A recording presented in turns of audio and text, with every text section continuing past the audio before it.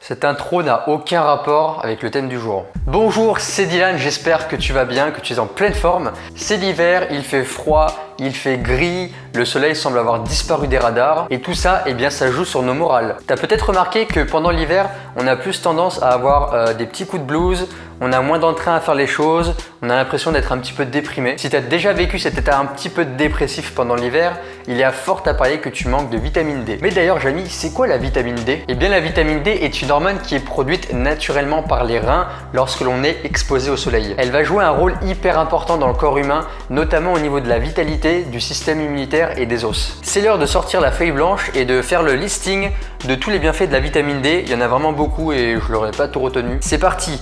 Combat la fatigue chronique, la dépression saisonnière, le manque d'énergie, le stress, aide au manque de soleil, augmente la résistance de l'organisme face aux températures extrêmes, un puissant reminéralisant, antioxydant, améliore la qualité de la peau, des cheveux, des ongles, des os, des muscles, des dents, renforce le système immunitaire en augmentant la production de globules blancs, diminue le risque de maladie cardiaque, diminue les effets du mauvais cholestérol, le diabète et le taux de glycémie.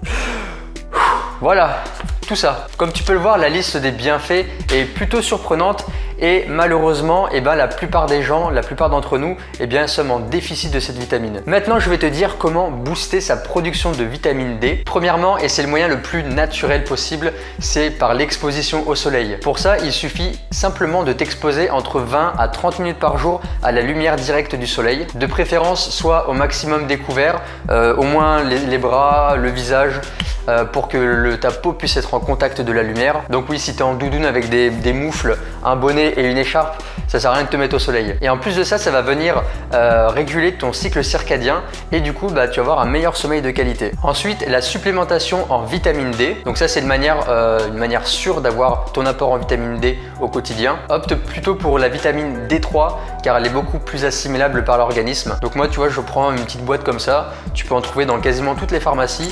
Et en plus de ça, c'est vraiment pas cher. J'en ai eu pour celui-là, j'ai dû le payer 15 €. Donc ça va durer 2 mois. Il y en a 100 dedans. Il y a 100 gélules. Donc franchement, c'est pas cher du tout. Bien sûr, mes conseils en supplémentation ne valent pas l'avis d'un vrai médecin.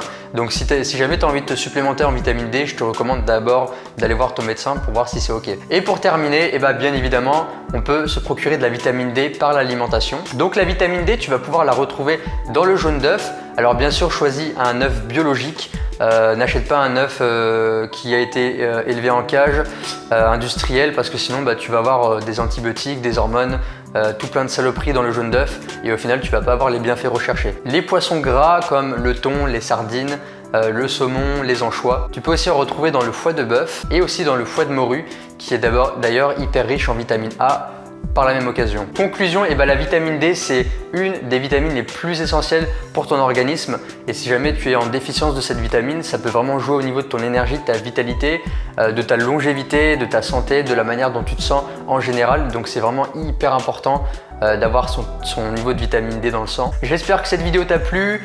Si elle t'a plu, n'hésite pas à partager, à mettre un petit pouce bleu, à t'abonner pour recevoir les prochaines vidéos. Et moi je te dis à très bientôt dans une autre vidéo. Bisous.